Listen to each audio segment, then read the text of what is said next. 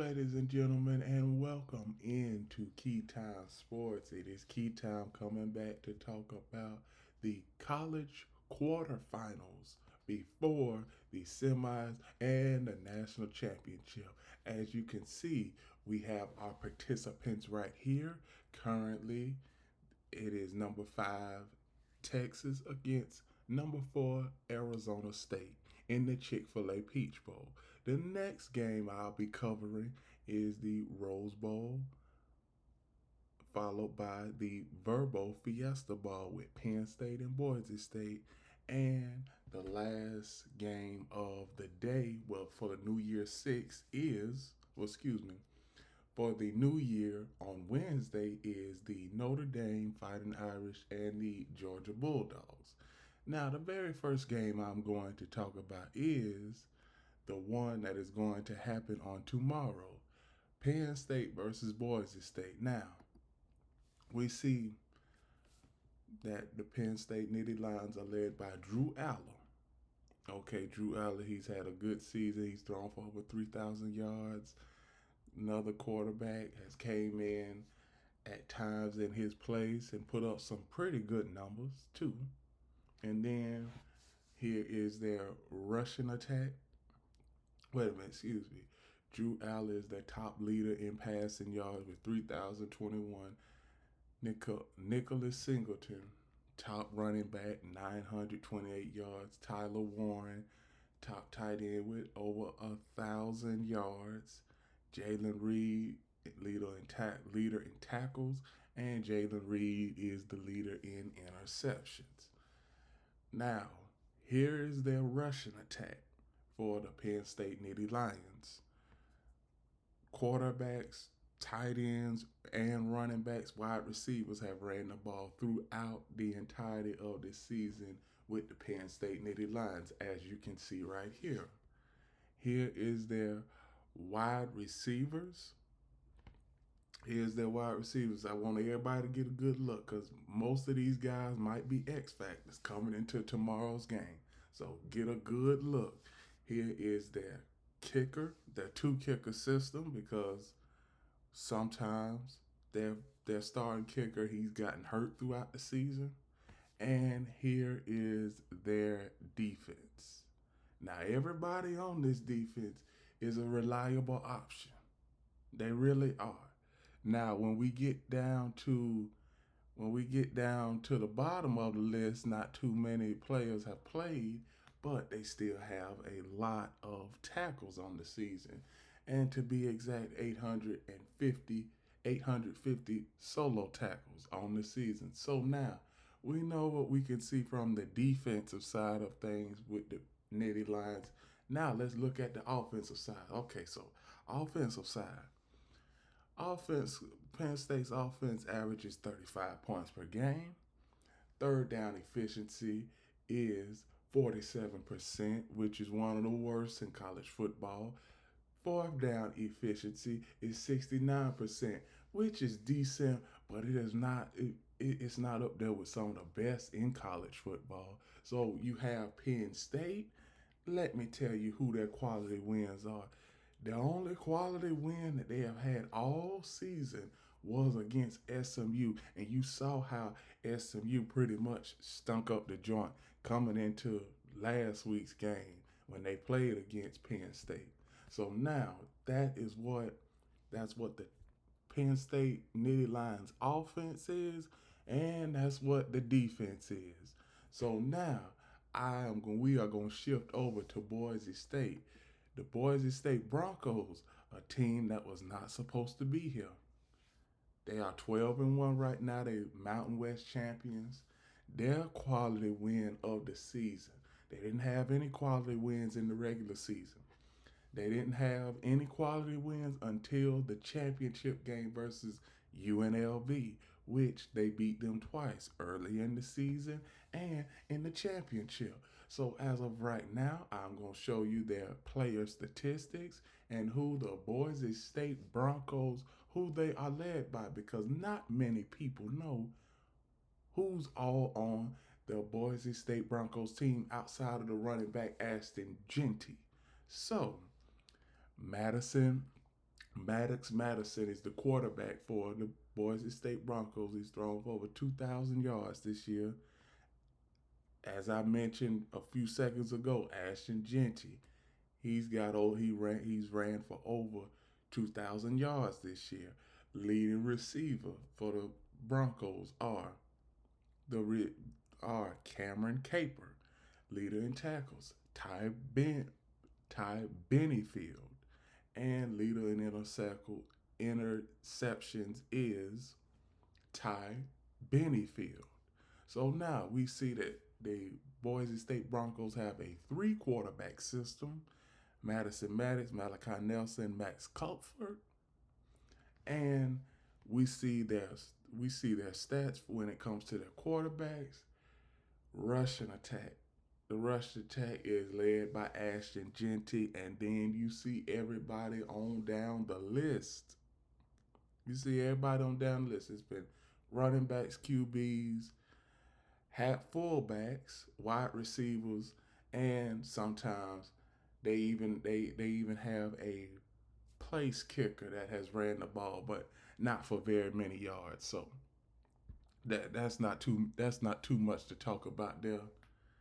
But now the wide receiver core for the Boise State Broncos, they've had a good game throughout this season, and the Boise State Broncos have just one kicker.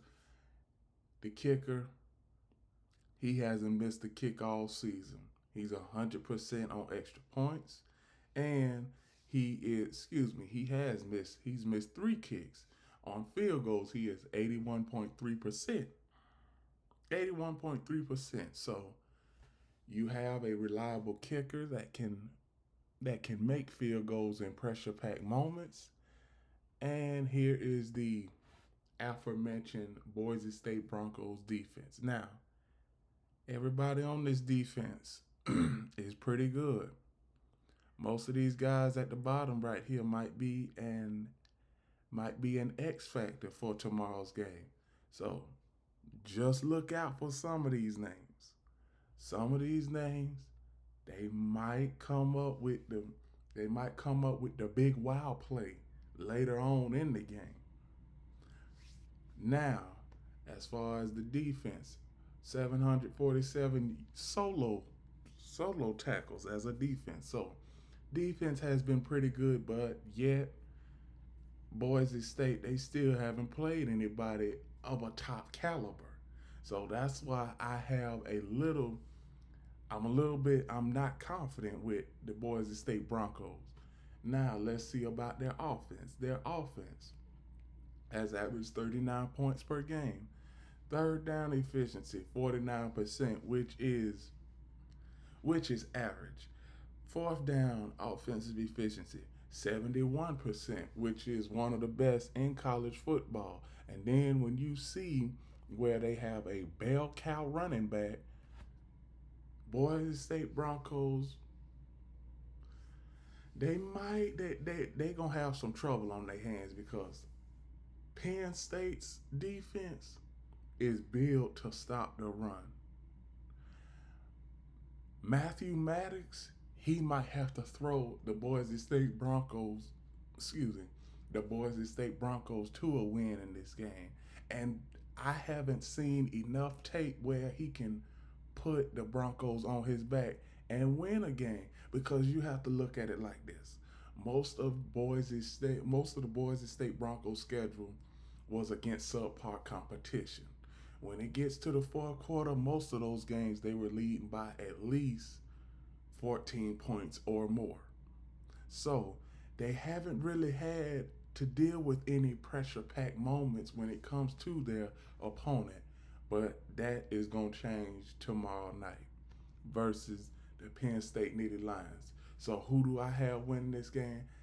I got the Penn State Nittany Lions winning this game because I believe that the Nittany Lions are going to stop Ashton Genty in his tracks, and that is going to have to open up the door for Matthew Maddox to potentially throw the Boise State Broncos to a win. And I'm talking about he might have a stat line of, let's say, A good stat line for mathematics in this game for them to win probably is going to have to be 39 of 27, 324 yards, 4 touchdowns, and 0 interceptions.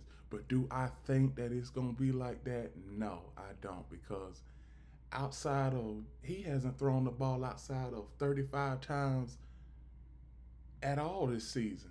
So why would he throw the ball over 35 times in this game? So I got the Penn State Nittany Lions winning the Chick-fil-A winning the Chick-fil-A Peach Bowl. Excuse me, not Chick-fil-A Peach Bowl, the Verbo Fiesta Bowl tomorrow night.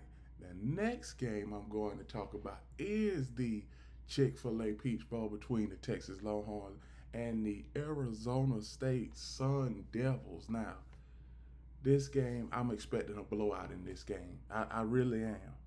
If it's not for that Arizona State running game that could keep Arizona in the game, I believe that Texas is really just the defense is going to stop Texas in the tracks. But before I get into all of that, I'm going to give y'all Texas Longhorn player statistics. Quinn Ewers, leader in passing yards. Quintravion Wisener, leader in rushing for the Longhorns. Leader in receiving yards, Matthew Golston. The leader in tackles, Anthony Hill Jr. The leader in interceptions, Dade Barron with 5 interceptions as a DB. Now, Quinn Ewers and Arch Manning has been a part of the fold all season, and I expect Steve Sarkisian he will have a package playbook for Arch Manning. Everybody else in this game for the Texas Longhorns, I expect them to have a good game. I expect to have the bell cow running back Quintravion Wisener to have a good game. I expect the wide receivers to have a good game. Expect the wide receivers to have a good game. Gunnar Ham, which is their security blanket tight end, he is going to have a good game. Their kicker, he is, when it comes to extra points, he's efficient, hasn't missed the extra point. When it comes to field goals, he is 68.2%. So, do you really want him kicking long field goals in this game? Because, let me tell you, Arizona State's offense is just as dynamic as the Texas Longhorns offense. But one thing about the Arizona State Longhorns offense, they play in a conference that really doesn't emphasize defense. And Texas, throughout the season, has gotten better on the defensive side of the ball. So now, this is going to be a game of where who can stop their running game consistently. Because whoever can stop the running game in the Chick-fil-A Peach Bowl, I believe is going to win this game. So here is the Texas Longhorns defense. Everybody on this defense is liable to have a tackle in this game. And at the bottom, they have 882 solo tackles as a defense this season. Now, when it comes to the offense has scored 35 points per game, 5 touchdowns. Third down efficiency with the Texas Longhorns throughout the season has been 43%, which is bad. Fourth down offensive efficiency is 53%, which is okay at average. But against a defense like, and I'm not even gonna say that Arizona State is a good defense. I just think that most of the games that they have been winning has been strictly their offense. And you know why? What I'm gonna tell you is, right now, Here is the Arizona State Sun Devils statistics. Sam Levitt, Cam Scabedo, the bell cow running back. That he is the person that is going to Cam Scabedo is going to be the player that is going to will Arizona State the victory if they do win. Because nobody else, even no other running back, wide receiver will be able to shoulder the load. Now, now here is the rushing attack for the Arizona State Sun Devils. Here is the wide receivers for the Sun Devils. Here's the boom. They've got a three kicker system when it comes to the Arizona State Sun Devils. They do. They have a three kicker system. Now let's see about their defense. Their defense is played has played average this season. It really has. And to total it out, they have 811 tackles, solo tackles as a defense. Now, everybody is saying that this game is supposed to be a close game. Now, I'm going to show y'all what goes on when it comes to the Arizona State Sun Devils offense. 34.5 points per game. Third down offensive efficiency, 46%. Fourth down offensive efficiency, 53%. This is pretty much the same. This is pretty much the same statistical numbers that the Texas Longhorns have. So everybody is saying that this is supposed to be a close game. But if you look at the point spread right now, the point spread has the Texas Longhorns at 12 and a half, and I think that the Texas Longhorns, they are pretty much going to make this game one-sided. Quinn Ewers is going to have a good day. Everybody on the Texas Longhorns defense is going to have a good day. Cam Scabedo, he is going to be stopped in his tracks. The Texas Longhorns defense is going to neutralize him to nothing in this game. And the Texas Longhorns is going to win this game and go to the next round. So Arizona State Sun Devils, you had a good season, but your season has come up short. And I got the Texas Longhorns winning this game by 10 points. The next game I'm going to talk about is the granddaddy of them all. I'm going to give y'all a history lesson. Does anybody know when the very first Rose Bowl game commenced? The very first Rose Bowl game commenced back in 1901. And ever since then, it has been a sports historical landmark to see who is going to play in the Rose Bowl every year. It has historical significance, and it is going to have significance in the playoff this year. Now we have a rematch from week 6 of the 2024 college football regular season between the Ohio State Buckeyes and the Oregon Ducks. Now, I got the Oregon Ducks winning the championship this year. I do, because Oregon Ducks have been, as a team that has been there, has been in the championship contending conversation for over the last 12 years. Last time they was this close, they had Marcus Mariota, but if everybody know where I'm going, Ohio State stopped them in the first ever college football playoff. That was when it was a 14 playoff. Now, Ohio State and Oregon, they are back at it again in the Rose Bowl, which commences Wednesday afternoon at 5:45. Now, Ohio State Buckeyes player statistics. We know the Ohio State Buckeyes are led by Will Howard. The leading running back for the Buckeyes is Quinshawn Judkins. The leading wide receiver is Jeremiah Smith. Leading tackles Cody Simmons.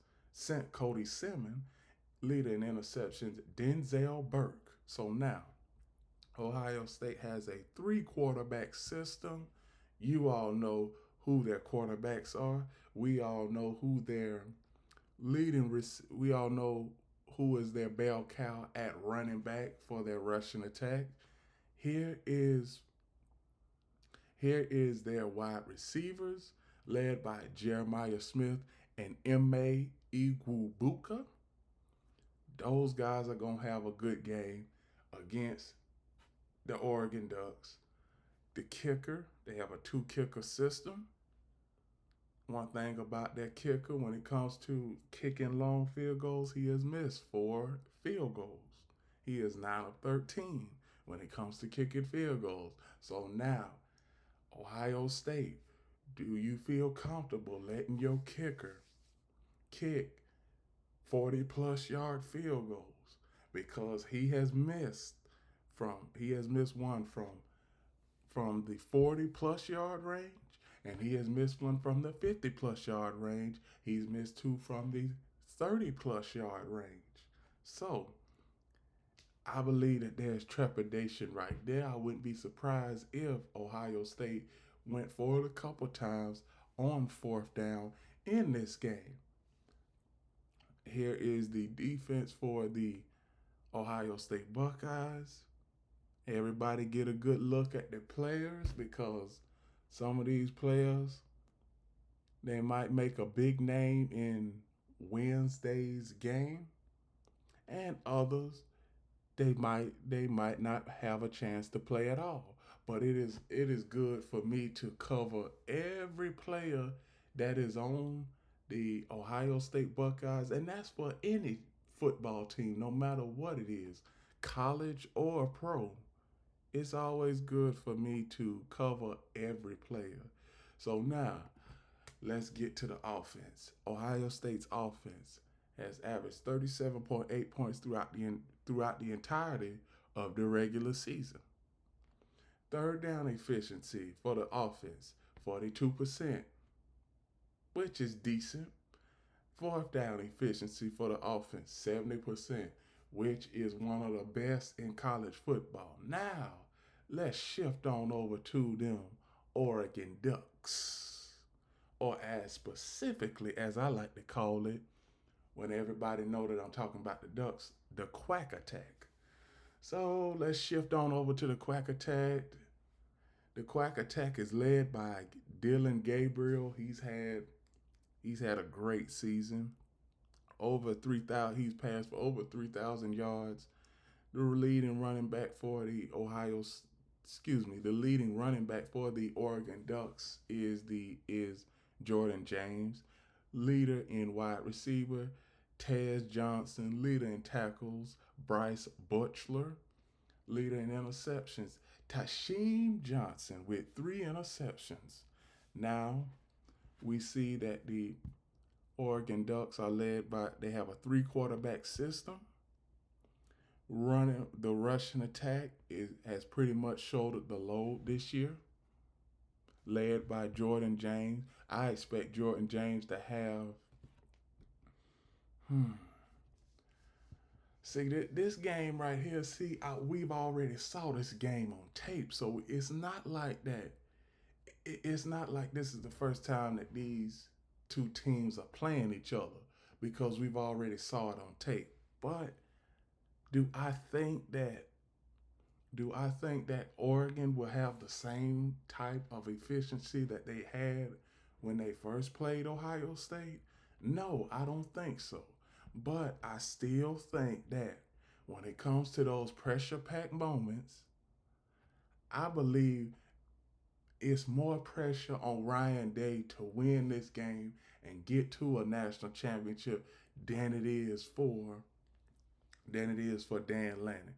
Because Dan Lanning, over the past 3-4 years, he has been building to get his team to championship level status. Now he's gotten his team there. And let me tell you, Oregon's offense is built off of explosive plays.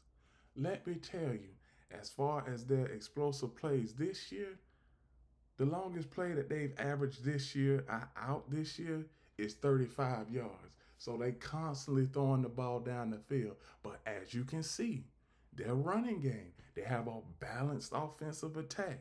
So before Ohio State starts putting all their eggs in one basket and trying to stop the passing game, they need to be focused on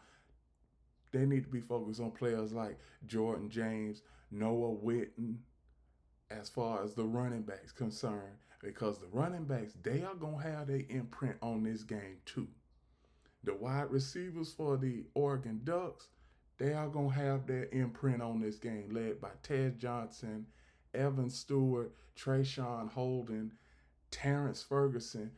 They are gonna have their imprint on this game. Just those four guys alone. Now, if those other guys come, that's just gonna add more icing to the cake. Just gonna add more icing to the cake. Three kicker system that the Oregon Ducks have.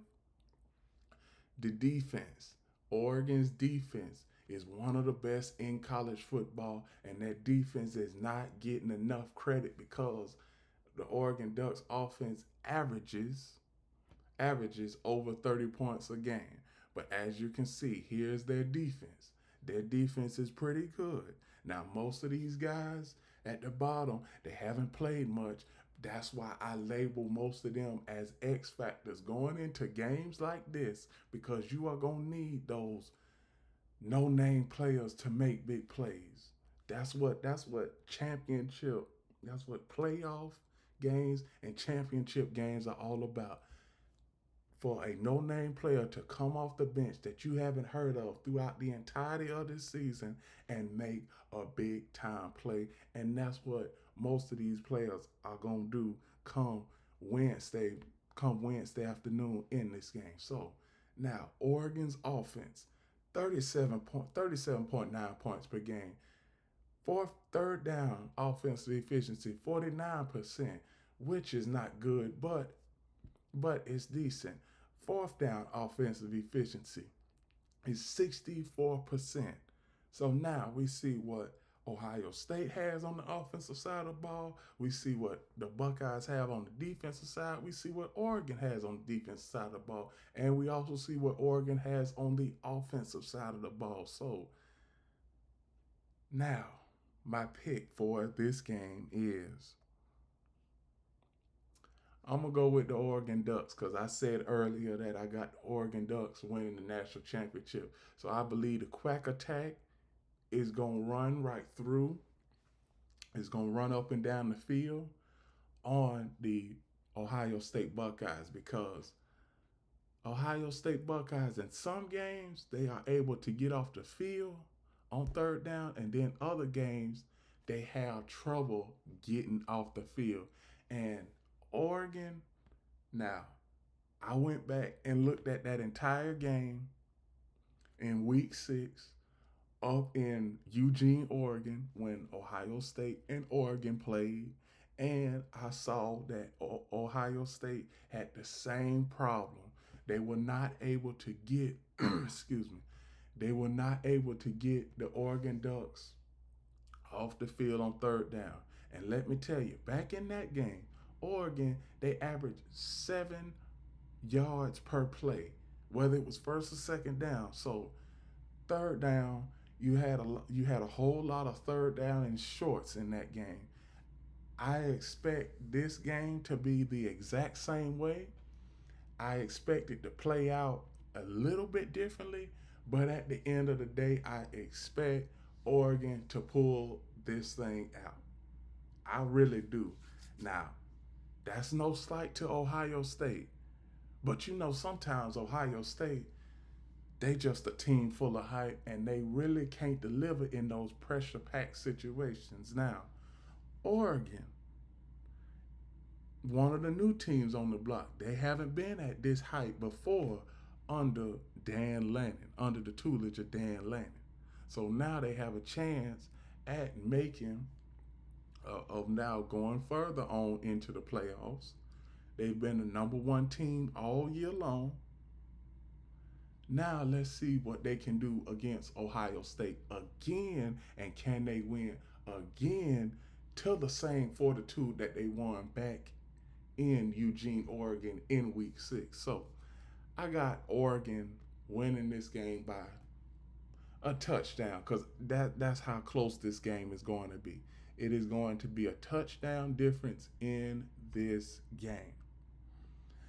The next and final game I'm going to talk about is the All-State Sugar Bowl. All-State Sugar Bowl, Notre Dame Fighting Irish and the Georgia Bulldogs. Notre Dame, only thing I can say about them is they gonna get blown out in this game. They really are. Because Notre Dame, they build their offense on running the football, and the Georgia Bulldogs defense is built on stopping the run. So Riley Leonard is gonna have to throw his way to a victory in this game. I believe that Riley Leonard, he is gonna have to throw the ball at least 30 to 35 times in this game for the Notre Dame Fighting Irish to win. Do I believe that he can do that? Maybe, maybe not. But in the last 2 or 3 games, Riley Leonard hasn't thrown the ball more than 25 times. I'm just saying. But if the Fighting Irish get down early, I wouldn't be surprised if Notre Dame start throwing the ball all over the field. So the Notre Dame Fighting Irish is led by Riley Leonard. Running back for the Fighting Irish is led by Jeremiah Love. Leader in receiving yards is Bo Collins. Leader in tackles, Jack Kaiser. Leader in interceptions, Xavier Watts. Now, they're led by a 3 quarterback system in South Bend. The running backs for the Notre Dame Fighting Irish rushing attack. Here is the wide receivers for the Notre Dame Fighting Irish. Now, all of these players right here in the receiving chart have contribute some sort. I believe all of these wide receivers, all of these tight ends, they are gonna have to contribute in some sort of this game come New Year's afternoon. Excuse me. Yes, New Year's afternoon. So the kicker, 3 kicker system for the Fighting Irish. Now the defense for the Fighting Irish. The defense for the Fighting Irish has been one of the best defenses in all of college football.